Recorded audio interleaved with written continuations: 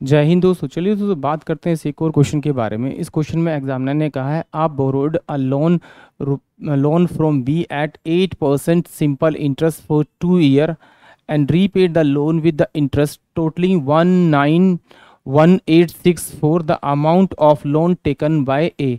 यानी एग्जामिनर ने कहा कि भाई ए के ने कुछ लोन उधार लिया, माना कि 100 रुपये उधार लिया, बी से लिया, 2 साल के लिए लिया, 8% की रेट ऑफ इंटरेस्ट से लिया, यानी कि 8 और 2 यानी कि 8 दूनी 16, 16% अगर इसका मैं निकालूंगा तो 16 रुपये उसका इंटरेस्ट था।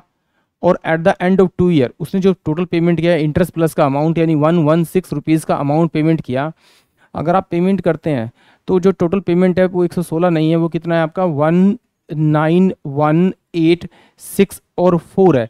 तो क्या करना है आपको, इस नंबर को इससे डिवाइड करेंगे आप। 19186 को जब आप डिवाइड करेंगे तो डिवाइड करने के बाद कितना आएगा 116 आएगा।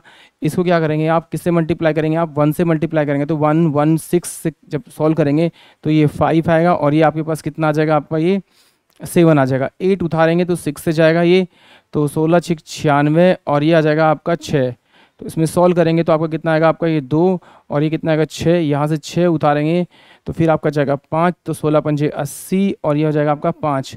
तो यहाँ से डिफरेंस निकालेंगे तो 6, ये 8 4 12। फिर यहाँ से 4 उतारेंगे तो किस पे जाएगा आपका ये 4 पर। यानी कि इससे अगर मैं इससे इस वाले से मैं अगर इसको डिवाइड करूँगा तो मेरे पास कितना आ रहा है 1654 आ रहा है। तो डेफिनेटली मैं इससे मल्टीप्लाई करूँगा 1654 से मल्टीप्लाई करूँगा तो 1654 और ये 00 मेरे पास क्या आ जाएगा, प्रिंसिपल अमाउंट आ जाएगा, यानी कि ऑप्शन डी आ जाएगा।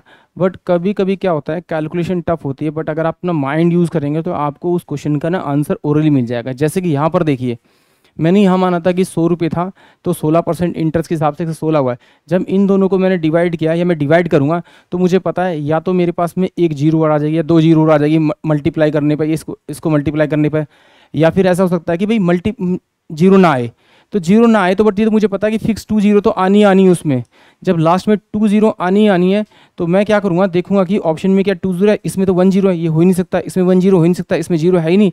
तो ऑप्शन जो क्या होगा वो डी आपका करेक्ट होगा। यानी कि कभी कभी क्या करेंगे, अगर आप थोड़ा सा दिमाग लगाएंगे तो आपको क्वेश्चन सॉल्व करने की जरूरत नहीं पड़ेगी, आपको आपका आंसर मिल जाएगा ऑप्शन में। आई होप आप सभी को क्वेश्चन समझ में आया होगा। जय हिंद, जय भारत।